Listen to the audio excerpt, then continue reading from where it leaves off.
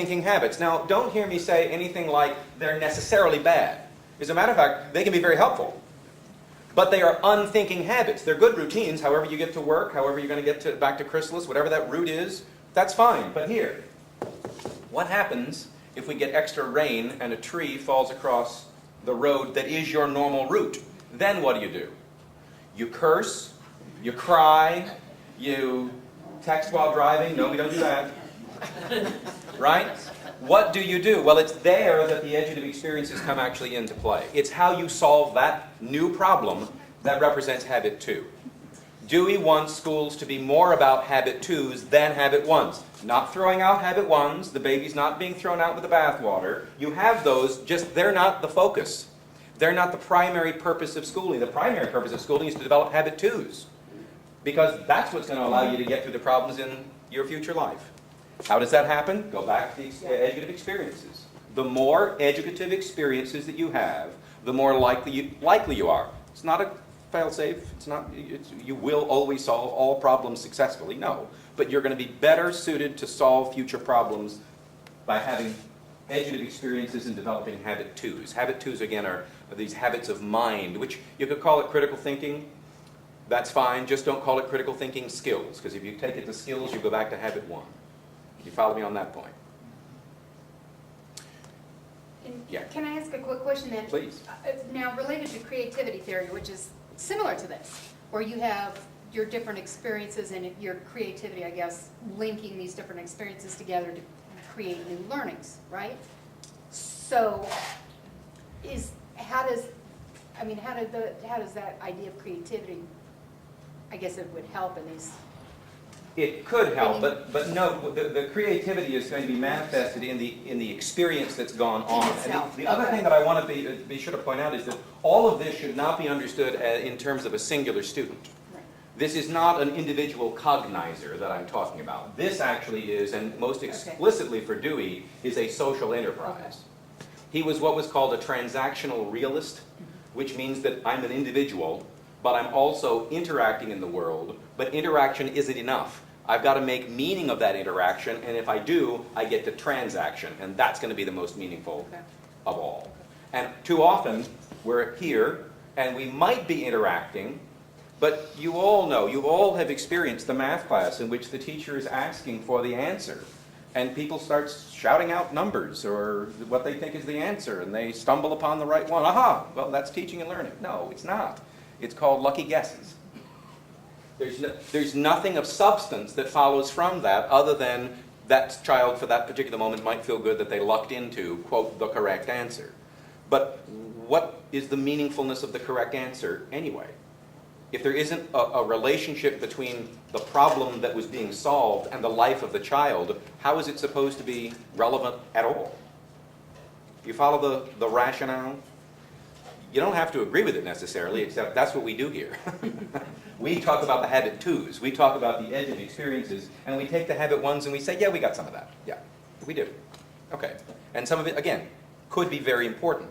But they're called Deweyan thrusts. The thrust of Chrysalis is going to be toward habit 2s and educative experiences. Habit 1s could be hands-on, and hands-on does not equal an educative experience, necessarily. Have I marked up enough of the green? No. What questions have I provoked or raised, or what have I said that isn't yet clear enough that you couldn't convince your neighbor tomorrow of what Dewey's argument is about experiential education?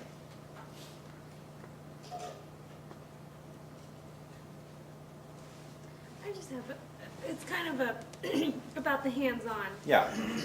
Do you feel like that hands-on there can be experiential components to it? Like, say you're doing a project and the child comes up against a problem. Yeah. And they have to pull from their experiences to solve that. Whereas I could just say, hey, do this, this, and this. Right. Instead, I say, figure it out. What do you think you should do? Yeah, that could be. It could be, but it's all going to be contingent on what follows from your question back to the child. The first question I would ask about the scenario is, whose idea was it in the first place to do this project? Okay. Because too often, well-meaning teachers, I'm not looking at anybody in here, but well-meaning teachers might want to come in and say, yada-da-da-da-da, yada-da-da-da-da, look, we've got this great sort of thing to... And that's okay too, once in a while.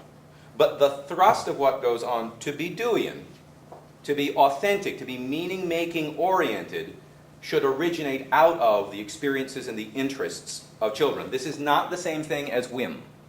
This is not the same thing as want. This is not the same thing as, well, I'm interested in that for 5 minutes, but then I'm going to jump over here. The question is, how are these ideas tethered together to make a larger project of meaning-making? Because really that's what Dewey is arguing schools should be about.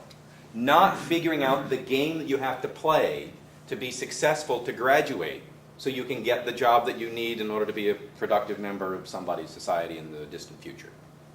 That's the narrative that exists and pervades most discourse about education and schooling, but it's not the one that Dewey thinks is the most important. The most important has to do with whether or not students and teachers, by the way, and ideally parents as well, are involved in a social process of inquiry. His ultimate work, his magnum opus was called Logic, the Theory of Inquiry. Massive book. Don't ever get it. It's horrible to read. He was a horrible author.